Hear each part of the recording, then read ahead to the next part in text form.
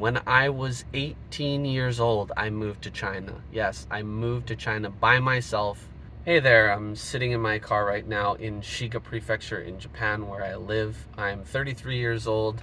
I've been living in Japan for about 4 years. I'm married to a Japanese woman, and I make my primary income from YouTube. One of the biggest questions I get is kind of, why are you here? How did you end up in Japan? And so I wanted to answer that with a video. Hopefully it's interesting at the very least, maybe informative, maybe even inspiring to some of you people who are struggling or stuck in a situation that you maybe feel like you can't get out of, because I found a way. I'm sure that you guys can too. So let's start at the beginning. When I was 18 years old, I moved to China. Yes, I moved to China by myself, without my family. No support. I never spoke Chinese at that time. I didn't even know what it sounded like. It was just another Asian language. I'm from Canada, and it was a massive step for me that completely changed my life forever. And it was born out of, well, my relationship with my mom. So what does Sigmund Freud say, right? Tell me about your mother. Well, my mom and I, we did not get along very well when I was young. And let me just preface this entire story with, this is how I remember it. I'm 33 years old. This was a very long time ago when I was a teenager. It's not necessarily exactly what happened or totally factual, but this is from my memory. And this is one of the big reasons why I wanted to make a video series about this, is because these things are starting to slip away. You know, I'm starting to forget all of the events and everything that happened to me in the past, and I'd just like to have a accounting of that, and just play it over again in my head and put it out into a separate format so that I can remember it more clearly, hopefully in the future. So my mom and I, we didn't get along very well. The reason behind that was actually hormonal. My mom had a very bad problem with her thyroid, which nobody knew about. She is a nurse, a psychiatric nurse, so she deals with people who are sick all the time. And it's kind of funny, like you hear about it a lot, like doctors and stuff, they don't really take as good of care of their health as you'd think. My mom, you know, she didn't really notice the signs of her own mental state. Even though she is a psychiatric nurse, she kind of brushed, or, you know, didn't really pay attention to it. She thought, I'm fine. You know, I'm the one taking care of people who have mental health issues. I'm not one of those people who has mental health issues, but she definitely had some stuff going on. So let me get into it. When I was a teenager, my mom would be at one moment in a rage of anger, yelling and screaming, or, you know, just saying some incredibly hurtful things. And then the next moment she would be crying like that, sobbing, weeping, and then again, minutes later, seconds later, back to yelling and mad again. And it was so confusing to me at the time. I was always kind of on edge around my mom. I always felt like, you know, she could explode at any moment. And my brother and I would, you know, warn each other, like, oh, wait, you know, mom is in a mood, hold on. You know, get in your room, hide, do something, you know, don't you look innocent, you know. Try to find a way to avoid the wrath, because there were times when it felt crazy, like the house felt insane. And one thing my mom would say, which she has since apologized for, by the way, I have a great relationship with my mom right now. She would say, if mama ain't happy, ain't nobody happy. And that was just it was kind of a joke, I think, or I don't know, like, but it was very true at the time, because things would become very crazy at the house when my mom was in a very bad mood. I got very bitter towards the end of my teenage years at my mom because of this, and I didn't really think that it was anything that was wrong with her hormones or anything. Like, I'm obviously a teenager. I didn't really know much at that time. I obviously wasn't going to diagnose her with something. She was a medical professional, so I would expect that she would. Anyway, I kind of thought that she was manipulating me a lot of the time. So, like, when the tears would come out, at some point I started to think that this was not real, that none of this was real, because she would snap back so quickly. I thought, this is a tactic from my mom to manipulate me into doing what she wants. And she could be very manipulative. Sometimes it felt like she was in complete control of my life. And I really did start to resent her for that. And it probably had a huge impact on what ended up happening next. Because when I went to college, I didn't really know what I was going to do with my life. I went to a nearby university near my hometown, kind of a smaller university called University of British Columbia, Okanagan, in Canada, in British Columbia. And I didn't really know what I was doing with my life. I joined the science program, and I was just kind of confused about what was the right path.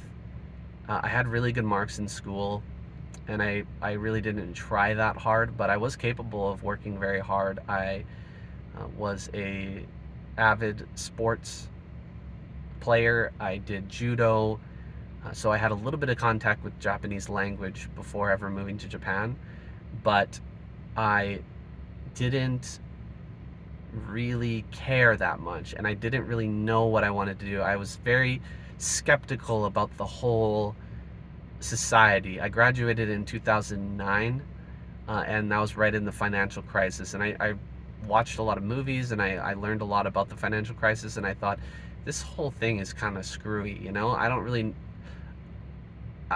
know what's the right choice here. What is the right direction to move in? And I did pretty well in my first year of university, but there was one class in science. Chemistry was at 8 a.m. in the morning, and I was living alone on campus, I guess in a dormitory. So it was my first time living outside of my parents' house, and I was partying a little bit, not too much. I was never really a partier. In high school, I never drank. I was not very popular. I just kind of spreading my wings a little bit, trying out some new stuff, trying to be friendly with people. I never had a girlfriend in college in that first year. Girls were not really interested in me in that time. Definitely was not that much of a looker. Also, very young man. This is in this awkward period of your life, I think, that everybody goes through. Everyone goes through this weird, well, not everybody, but every man goes through this weird, awkward point in their life where they have this expectation placed upon them, which is, you're expected to be a man. At a certain point, as you're growing older, 17, 18, whatever, 16, depends on where you live, like your household and your parents' expectation.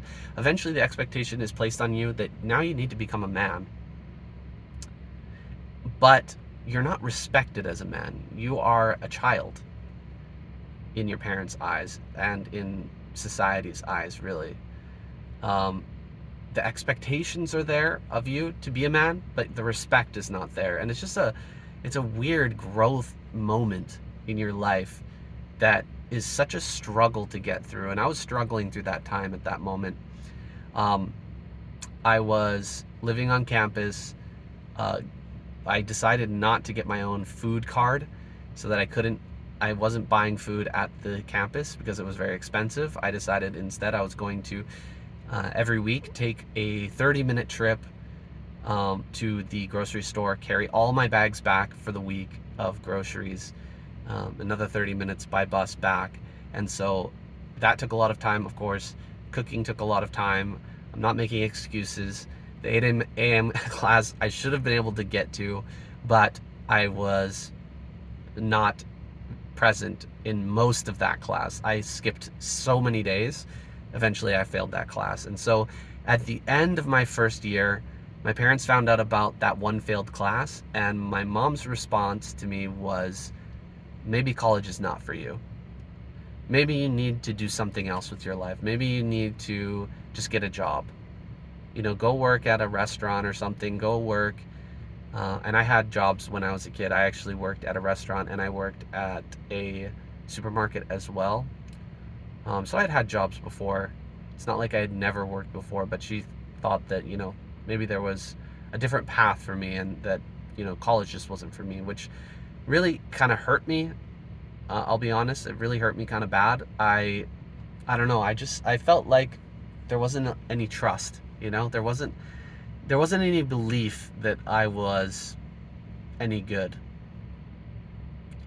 I guess. That was my feeling back then. It was like, you pass 9 classes and you fail one, and you're a failure. And I just felt like really rejected by that. I didn't feel like I deserved that sort of conclusion. I didn't feel like a failure. I felt like I was trying to figure things out. And so this really didn't help my decision-making process. It really befuddled things for me. It was like, what now? I need to just get a job. I need to, do something else. What am I going to do? What am I going to do with my life? It's an even harder question now. And the questions just kept coming. My mom, she just would not relent on asking me, what are you doing with your life? Every conversation I would have with my mom, every single day, because I had to move back in with my parents after college, or after that first year, after the first year of college. That first year I hardly ever went home, because I wasn't feeling very comfortable at home. So in the summertime, I had to move back in with my parents, and it was extremely uncomfortable. Every single day, every hour, my mom was asking me, what are you doing with your life? Figure it out. As though, the past 18 years I've just been wasting my time and, not thinking about this stuff. Where I felt like I had just gotten out on my own. It had been, less than a year since I started trying to make this decision. Why was it being forced so quickly? Why was I being forced to make the decision so fast?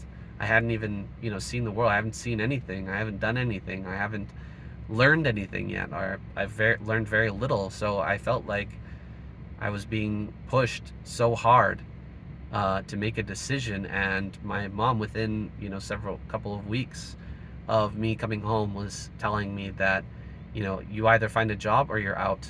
You're gonna get out of the house, because I can't have you just living off of us, off of your family. And I was just kind of disgusted by how quickly the ultimatum came. My mom every single day would circle, or she would have a newspaper on the table for me when I came down for breakfast. They would have circles around all the different jobs she thought that I could do, all the different wanted ads in the newspaper. And let me remind you guys, at this time, this is about 2010, the economy was not great. The economy was not good at all, and it was incredibly hard to find a job. It was so hard to find a job. It's so much different now. The economy here in 2024, they want you to work. In 2010, it was like you had to beg for a job. It was so hard to find a job. It was like you needed to know somebody to get even the most basic shitty job. It was crazy.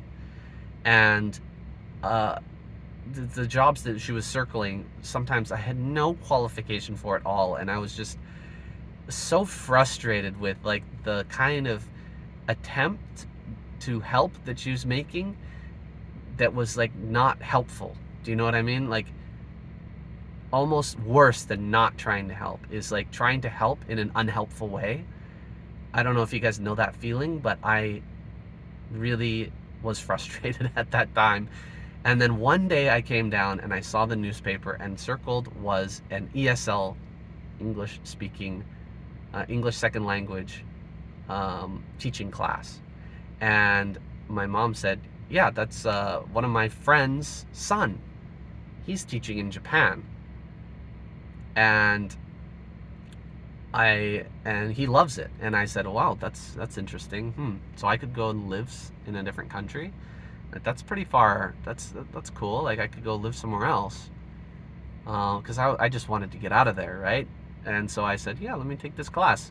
So my mom paid for the class.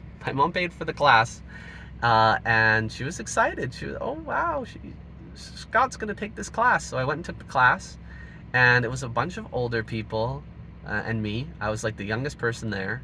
Everyone had plans. Everyone was like, oh, I'm moving to Japan, or I'm moving to Spain, or I'm moving somewhere exotic, and like, I had thought about traveling as like a holiday. Oh, you could go on holiday to another country. Wow. That's going to take a long time. How many years do I have to work before I can afford to do a trip to Spain? But these people were like, no, I'm going to go to Spain and work and make money. And I thought, wow, that's a pretty good idea. That's really cool. And just being around those people kind of made me inspired, like, wow, maybe I could actually do this. These people are not that crazy smart. One of the people in the class was a taxi driver, and he didn't seem very smart, but he seemed like he was pretty set on moving to, I think it was like Taiwan or something like that. I can't remember exactly, but maybe Thailand. Maybe I can't remember. But anyway, he was gonna move, and I was very interested. So I went home after the course, or actually even before the course was done. I went home and I started searching online and looking for jobs. And unfortunately, everywhere that I looked, all the different jobs that I saw were requiring a degree, bachelor's degree. And so I thought, okay, well, that's gonna take some time, and I don't think I can handle living here and struggling against my parents and my mom especially, because my dad, throughout this whole thing, he was just very supportive of my mom. He didn't ever come to my aid, assistance in any sort of combat with my mom. My mom was always backed up by my dad. So I mean, that's a good thing, but it was also quite frustrating. And so I just didn't think that I could survive it. And so I thought, you know what, that's just not going to work. But I found a job posting in China.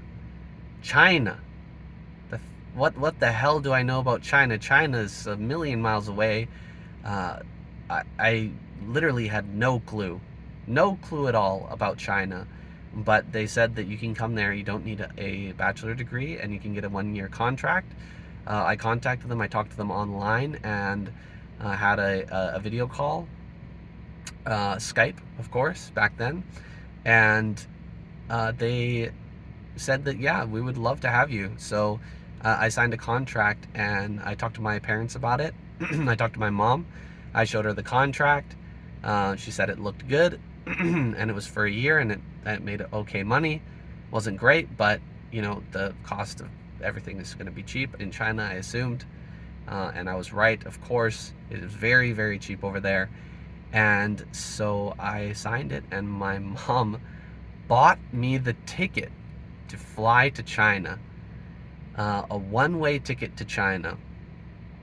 And that is one of the most confusing things of my entire life. That was one of the things that I still think about to this day, as like, what exactly was going through her head and why she decided to buy that ticket. That is perplexing to me. Her 18-year-old son, it's almost like she had gone down the path so far. Like, she had pushed me so hard. She had driven me so hard that when it came down to me finally making a decision on what I wanted to do, she couldn't say no, and she had to support it. I think that was what inevitably ended up or ended with her buying that plane ticket. But that purchase sent me to Beijing, and it completely changed my life. It altered the course of everything that's come after that, because that was such a like a mental shift for me.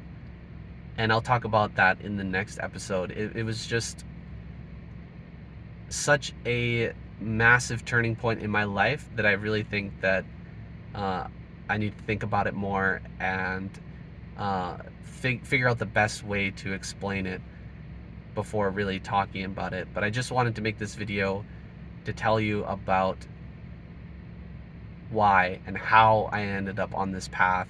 And it really was that awkward time in my life, a bit of mental instability from my mother, and the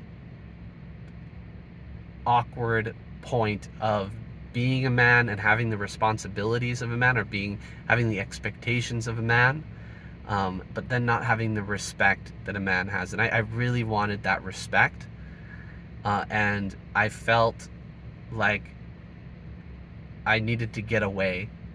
I needed to get away from my family in order to maybe earn that respect, and also to just find my own way, because I felt so much pressure.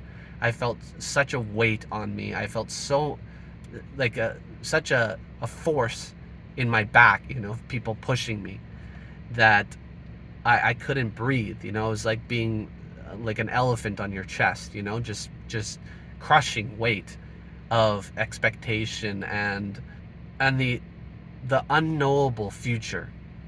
And maybe if you're a young person right now and you're wondering what you want to do with your life, and you just have no idea, and everyone is pushing you to make a decision and to do something, maybe you can understand that, and maybe you can take some solace, or maybe understand the feeling. And I just want you to know that it's okay to not know what you're doing, and to take time and to figure out what you're doing, because I didn't feel like I had any time. I feel like I had to make the decision right now. And so I ended up making a very rash decision, but what ultimately turned out to be a fantastic decision for my life.